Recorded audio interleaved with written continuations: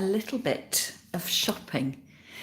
Do it now. If you're a member of my free Facebook group, Flower Start World, I'll leave a link to that in the description underneath this video. You'll know that I spent the festive period in York. And did you see the video I posted of my York excursion from 2024? Perhaps you might like to watch that video after you've seen this one. So, souvenirs, holiday souvenirs. We had a lovely week away, and of course, I went straight to the charity shops to find me some remembrances of our lovely festive holiday. And if you haven't been to York, I can highly recommend it, not only in the summertime, but also in the winter months. So I'm having a bit of a phase at the moment. The floristry and flower arranging is still alive and cooking, but I'm taking all the things I've learned about floristry and starting to apply them to decorating my home. So I have got a thing at the moment for interior design books, and this one here is Interior Transformations by Anne Grafton. Now, it was quite expensive. This came from the Oxfam bookstore. So Oxfam tend to have two types of shops. They normally keep their books in dedicated books, so it's just totally books, and then they have their usual bric-a-brac, homewares and clothes, plus some new items in their other shops. So I have really enjoyed reading this book. I say it was published, originally it cost £25. When was it published? It's ever so slightly dated in a nice kind of way, but can I find a year? 2001, so it's 25 years old. Well, perhaps it's not quite so dated after all, but I've really been enjoying looking through this book. Now, what I tend to do with these coffee table style books is I do like to read them, but sometimes it's a bit like flicking through a magazine and you see these lovely pictures, this purple transferware here, and sometimes you get so carried away looking at pictures, lovely Christmas setup, that you don't actually read the words. So I have made a concerted effort to get a proper enjoyment out of my book by actually reading it. So it's been on my side, and I have been going through it. And what I like to do is I've got a book holder, and I like to put some of my favourite books in the book holder, and then I turn the pages. So I'm constantly being reminded of the things I've been reading about. And look, a little charity shop bonus. It says thank you on this little card here. To Robbie and Ginny, thanks for all your help. Lots of love, John and Marg, I think that says. So, Rob and Ginny, I wonder what it was that you did that resulted in a tiny thank you note. So I have been really enjoying this. Oh, look here. Have I only got this far in the book? I can't believe it. I thought I'd read all this one. But another thing I like to do is to use bookmarks that remind me of the places I've gone to. So I visited Fairfax House on my own when my husband and daughter were doing other things. And I went to this special house decorated for Christmas. Absolutely. Go to any home, stately home, museum, a museum of home sort of thing, but go in the at Christmas time. They are absolutely beautiful. And this whole house, this Georgian house, which was built for Anne Fairfax, because she was the daughter of the family. Her brother inherited the country home and the title, and they had to do something with her. So her father built her this house. She never married, because she went down to London to get married to her betrothed, and she asked him how many times he'd been to Mass that week, and he said he'd only been twice. She called off the wedding, went home, and never married. So I can highly recommend this. It was £9.50 to get in, but that you get a ticket and it lasts all year. So I would say it's highly unlikely I'm going to visit again, but if you're local to York, let me know, what do you think of the Fairfax House Museum? It was absolutely beautiful. So at £5.99, it was a little bit more than I like to spend on my books. I'd have been happy with £2.99, but it was a lovely holiday souvenir, especially as I've got my festive bookmark in there. Now, I've got a little bit of a thing for scarves at the moment. You know that I very often go thrifting with two friends of mine, Jan and Lisa, and I've been watching the French chic style on YouTube. Marianne Lacour, French, and she's a French chic lady. I can't quite remember what the name of her title of her video channel is, but I'll let you know in the comments. And she gives lots of tips and advice to women over 50 of all shapes and sizes, but gives them advice from the perspective of being a French woman. And as we know, the French are renowned for dressing in a very stylish way. And one thing she does is she wears scarves, so not around her head like the Queen, but around the neck, and styles them in different ways. And we have been trying to finesse one of the styles that she does, which is to create a little rosette that you then tie around your neck with varying degrees of success.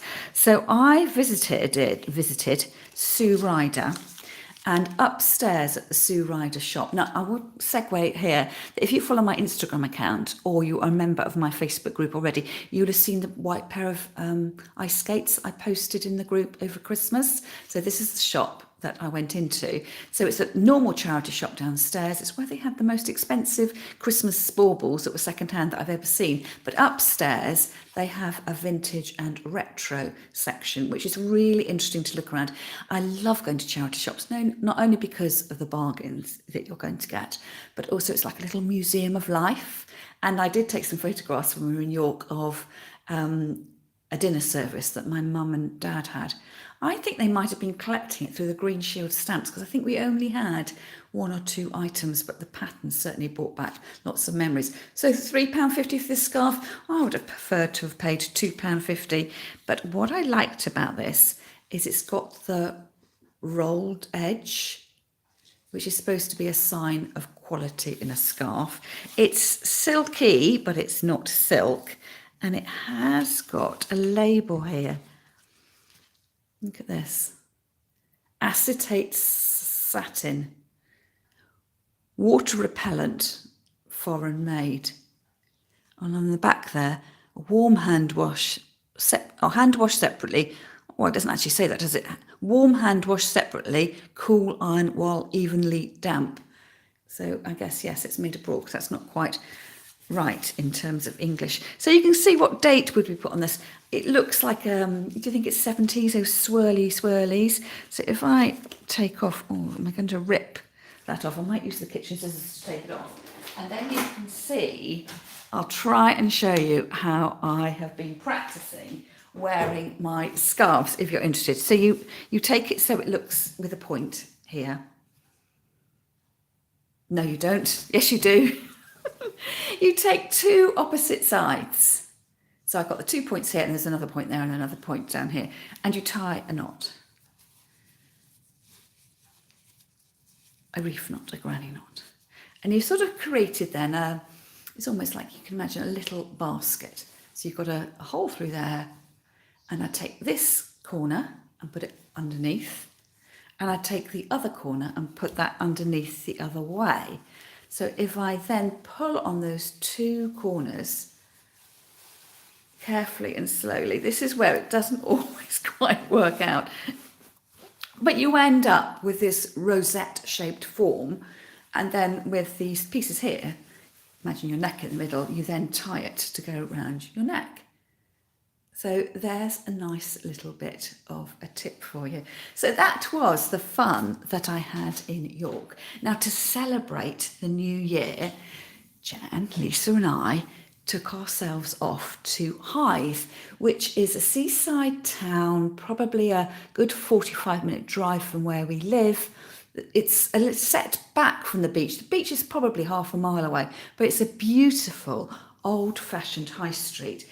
And we had a lovely breakfast there, and then we booked ourselves in for afternoon tea. And I must be honest, I'm not going to tell you where we had our afternoon tea, because when I was asked to review the venue after the following day, I think I was pretty fair in my review, but it wasn't quite the top-notch afternoon tea that we wanted. But we did do good in terms of the charity shops. And I would say if you were coming to Kent and you wanted one place to go to, I would highly recommend Hythe. It's got everything. It's an old-fashioned pedestrian high street.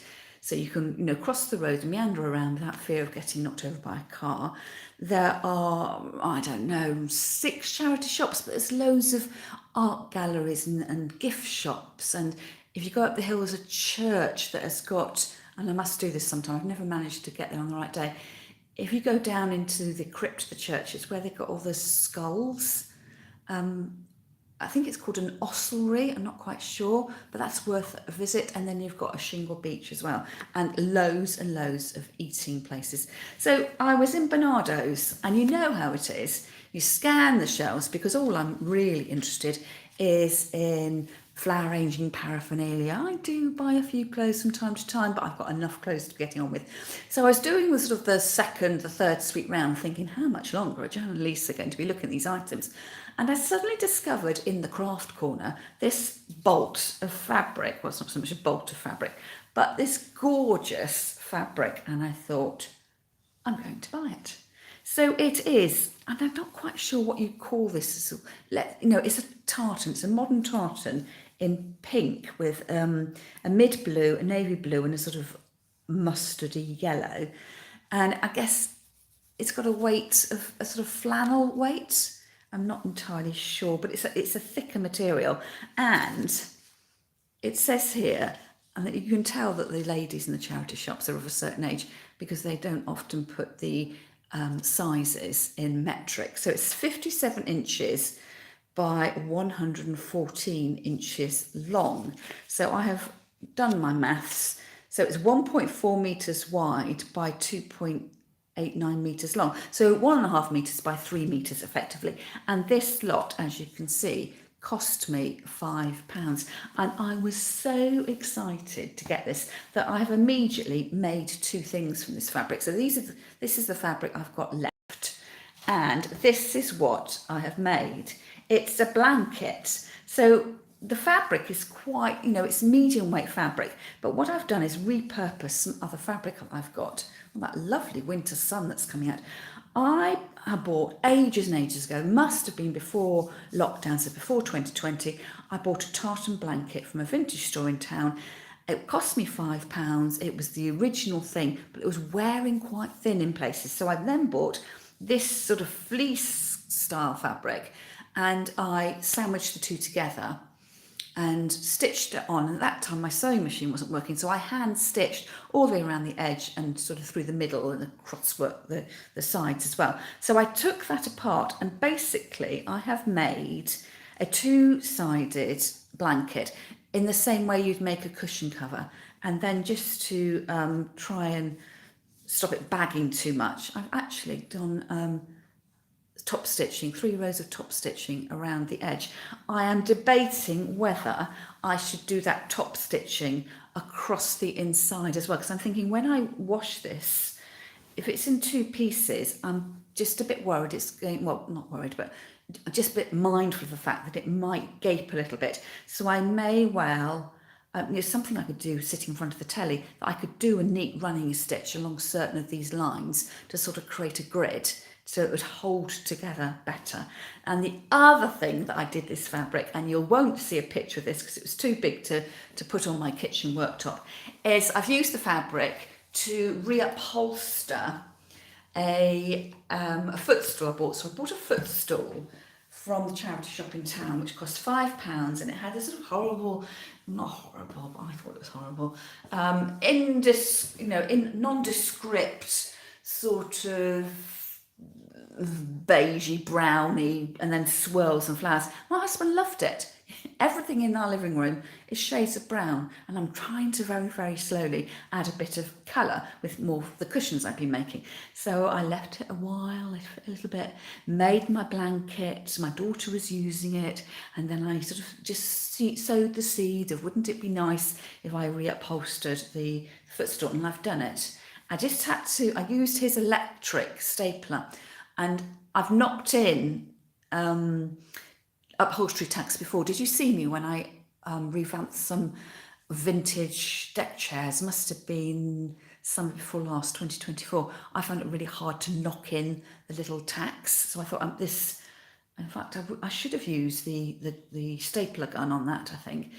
it's quite hard to get, that's where the skill of upholstery comes in. I find it quite tricky to get the right combination of being taut enough with the fabric, staples in a straight line, and then trimming off the excess. But I did an okay job. And then to hide the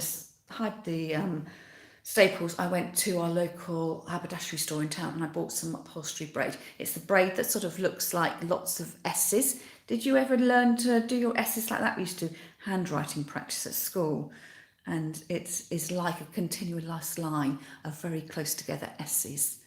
And I wanted it really in navy blue because this is navy blue, but the option I had was a black, a brighter blue, and a sort of gold colour, and I thought I kind of wanted to disappear because I didn't want the brightness of the braiding to show up on my lack of skill. So I've gone for black. It looks okay. I could do better, but you're only going to see the black braiding if you get down at knee level and have a look. So that was the first thing I bought, and I was very, very pleased with it.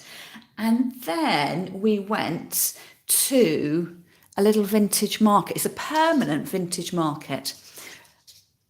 Only open though Saturdays and Sundays, so it's right at the end of the high street, depending on which end you start at. And a lovely old building, 2 floors, lots and lots of different booths in there, full of crockery.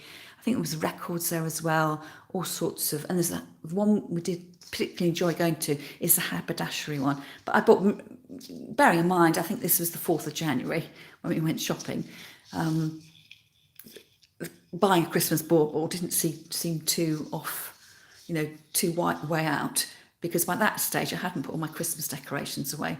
So this could have gone in the loft. But I've revamped my Christmas decorations and trying to constantly curate them. And I quite like this little bauble, which was 50p. And again, it's in that tartan look, that Ralph Lauren look. So it'll go with my colour scheme. And I thought 50p, I couldn't go wrong.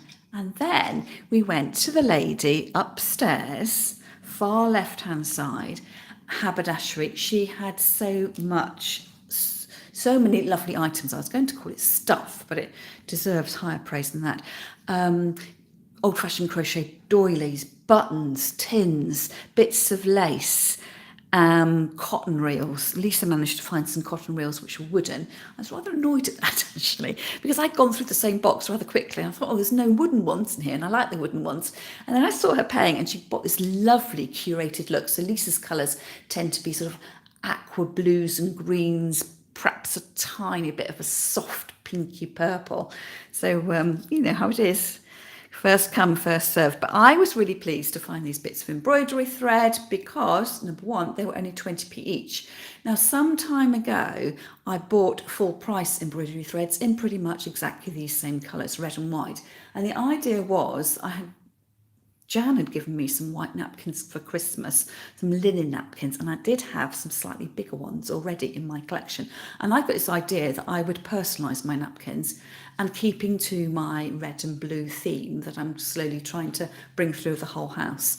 So I carefully put away a napkin and my embroidery threads for a craft night one night during last year, and I have never been able to find them since. So I'm hoping that now I've bought my 20p pieces of embroidery thread, that perhaps just miraculously me buying them will suddenly just mean that I turn around to discover exactly where I put my full price threads. So I'm going to keep these in a very safe place. I'm going to keep them in my craft box, which I take when I see Jan and Lisa for our monthly crafting sessions. So pleased to have those at 20p each. And then more scarves. So again, this was one of my first buys. You know how it is when you go shopping, you think, oh, I can't buy, I don't really want anything. And then you think, oh, but I haven't bought anything. And I may have bought this in haste a little bit, but I've got an idea for it. It was, 50p. Even now, I'm pleasantly surprised. It was only 50p, which is probably why I thought I couldn't go wrong by buying it. So this is another scarf, smaller. So if I was going to put this around my neck, it would end up, I think, just going around my neck with a knot. But I've been having a bit of a clear out, and I don't think I'm going to use this as a scarf. I'm going to use it for picnics as a napkin. Now, I've been going through, as I do every, spring cleaning, in that lull between Christmas and the New Year, and before you're back to work in the New Year, I do like to have a bit of a spring clean and a clear out. So I've been going through my old tea towels, and I was thinking I've got nicer tea towels. I haven't faded quite so much, and I was going to get rid of some of my older tea towels, and then I thought they would make quite good napkins come tablecloth-esque items to use on picnics. So I do like the idea, whenever we go on holiday, I do pack stuff for picnics. And much to the, well, it's not much to the delight of my family, much to the horror of my family, as I come out with all the plates and the cutlery and things like that. But I like doing things like that. So I am going to wash this, iron it so that my future self in the summer will be pleased that I've got a nice ironed napkin, and put that with my other, classy picnic items. So 50p, can't go wrong. Very, very pleased. Now, at the same time, also in the Pilgrim's Hospice, is I bought for £2 this cut glass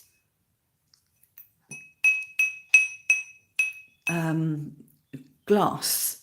It's nice and heavy, smooth to the lips if you're going to drink out of it. Again, I haven't washed this yet, but what I'm going to do, if you've watched a few of my latest thrift haul videos, you see that I do have quite I'm quite attractive to glassware. And do you remember that last piece of glassware I showed you?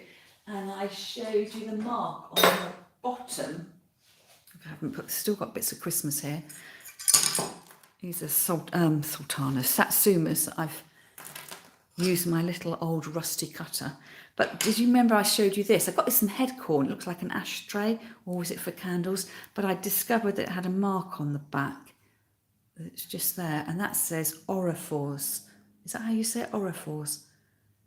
Is that a Swedish? I think that's a Swedish make of glass. So I do occasionally like a lump of glass. So here, I could put a nightlight in, and to be honest, it's just been sitting on my kitchen windowsill as a catch-all for these little bits of decorations. It's probably time that I put those in the compost bin and gave them a new life, feeding my soil. But I do like bits of glass, and because I've had my sewing machine serviced recently, I'm discovering these bits of glass I've been buying are quite good for weights. When you're trying to cut out and you should always cut away from you, but the fabric slides away, I've started putting these heavyweight bits of glass on the fabric so it doesn't move too much.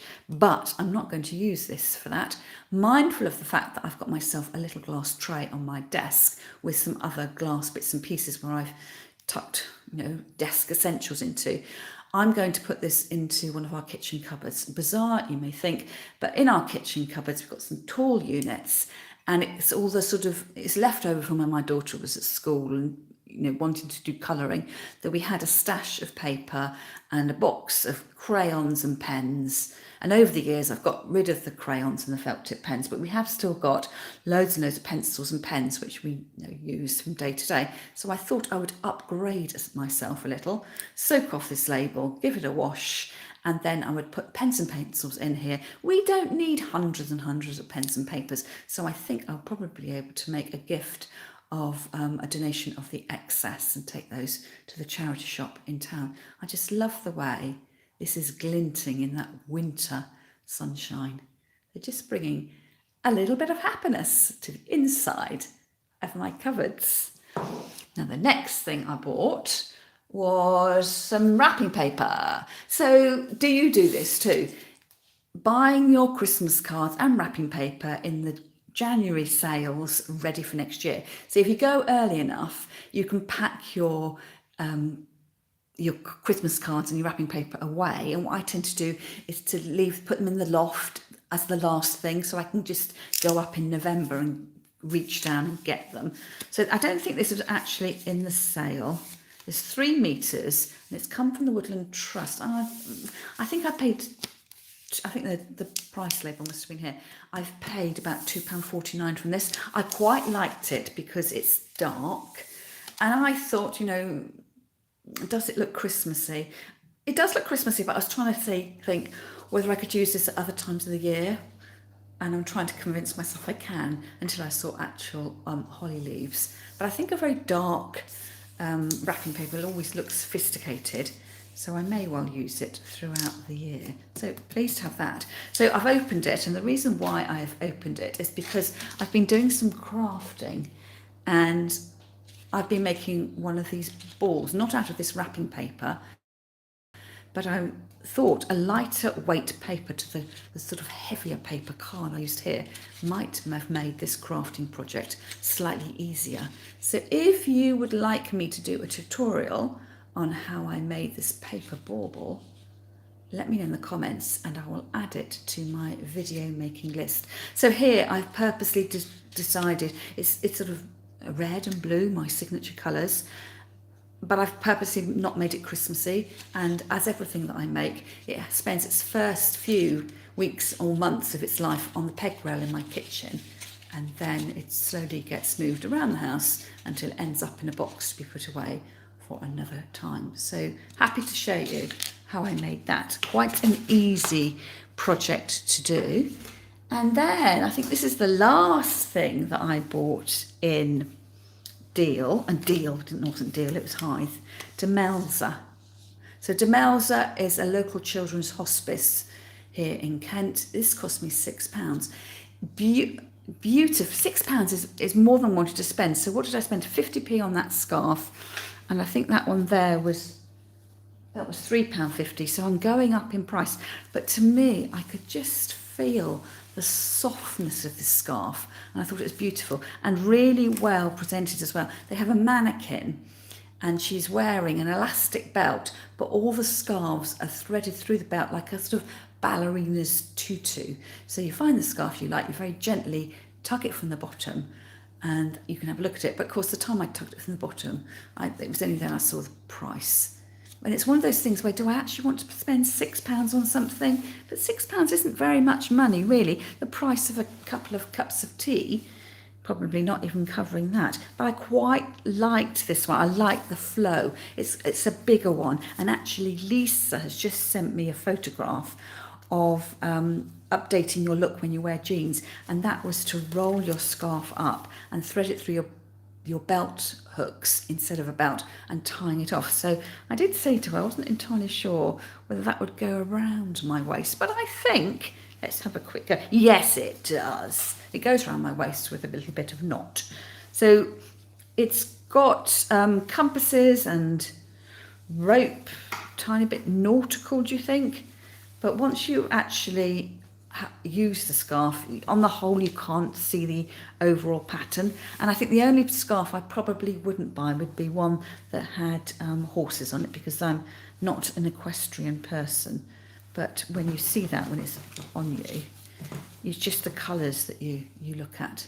So very pleased to have that. It's so lovely, actually. It's a bit like one of those fidget blankets that babies or older people have in care homes, where you can just feel the different fabrics, you know, and feel the tassels as well. So that was the end of my shopping in York for Christmas, in Hythe for New Year, but I have been doing a little bit of shopping at home as well. I always go to the charity shops at home to see what I can find. And quite often I'm not even looking for what it is that I see, I just get inspired. So one of these things was this handbag. I'm really pleased with this. Now, I was waiting for an appointment. I'd been to the hairdresser and then I was waiting to get my nails done. Can you see my blue and red signature colours here? And lo and behold, in the Pilgrim's Hospice in town, I found this bag.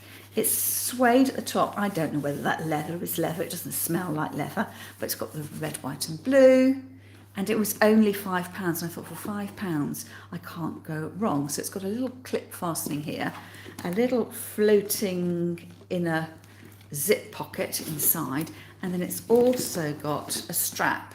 So I've used it a couple of times, and I normally carry quite a large tote bag as my handbag, so I just thought this would look quite, more sophisticated look. And then when I wanted to go hands-free, I can just use that belt there. So it's very nice. It doesn't have the feet there at the bottom, and I'm quite happy to have paid £5 for that. And then, if I get tired of it, I'll just pass it on or accept that it's come to the end of its life. So I was quite pleased with that. And then a zip. You never guess what? I bought the zip and a single thimble from the craft section of the Hospices of Hope charity shop in town. This cost me 50p. And I thought, the reason I got it, because it was quite small and it had a flat bottom. So quite often thimbles are rounded because the end of your finger is rounded. But I thought I could make another little one of these trees. Do you remember I showed you this before Christmas? So I took the base off one of these bottle brush trees, a little bit of air drying clay pushed inside, and I thought I could start to have a little forest. There's a little bit of something on there. So I've still got this sitting on the top of my peg rail in the kitchen, but I don't think it looks too Christmassy. I've got a little collection of houses, and come Easter time or summertime, I'll just put them all into a little bag and then put them away for next year. So I was quite glad to find that one for 50p. Lisa did give me a thimble that she'd found. She gave one to Jan and myself at craft night, and again, I cannot for the life of me find it. But hopefully by the time I put the tree in here, I'll find thimble number 3, and then I will have the beginnings of a forest. And then I also got this zip. Now, I've bought quite a few zips from the Hospices of Hope to make my cushions. I thought I might use that excess pink tartan flannel fabric to make another cushion. So I went to the desk like this, and I was all ready to say, I think that's probably 50p, but the manager was there, and he turned it over, it's 50p, and he just said, oh, you can have this for free. That's happened to me a couple of times. So I think probably the advantage of going all the time, although I don't know the staff to speak to, if I recognise them, I'm guessing as a regular visitor, they probably recognise me too. Now, the other thing I bought from, this was from the Age Concern charity shop, that I'm still looking for sort of diamante brooches to add to my brooch wreath. And I'd spotted this in the window. It was lots of brooches in a box. They've all been individually put in the compartments. So I asked the lady, because when anything's in the window, you have to ask. And I said, could I look at your brooches, please? And as she moved the display of cards on a carousel, the whole carousel didn't wheel off to the corner. It just fell over. So subsequently, I was rather embarrassed about that, because when I looked at the brooches, I thought, oh, they're just a bit more than I want to pay for them. So I think I paid, I don't know, £3.50, £4 for this, when I would rather have paid £2. But I thought I'd caused another kerfuffle in town, that I really ought to buy something to make it worth the effort to show me. So I think it is quite a nice one. There's no missing stones. It's got a little brooch back. And I found the place to put that on my blue brooch wreath. So again, look back on my previous thrift haul videos and you'll see that brooch there. And I'd just like to say hello and good morning to you too. Thank you for joining me. And then the last thing I bought just very recently, I'm always drawn to the Asiatic pheasant pattern, and I found this soup bowl. What I tend to do here is I put fruit in it. The spode bowls, I've got this shape. If we have tomatoes, tomatoes look really lovely. It's a darker blue for my spode, but I could put, use it as a little fruit bowl, or as its intended purpose. And I'm always interested to see something that's got Burley as a back stamp, because I visited there several years ago now. So do check out that video. Actually, there's a link to my Burley video and the Wedgwood video from my trip to Stoke-on-Trent. So do scroll down for the information under the video, and it'll give you a link to that one. So I think I've done rather well with my charity shop shopping and a little bit of vintage shopping that I've done. So let me know in the comments, what was your favourite item? And I'll catch up with you next time.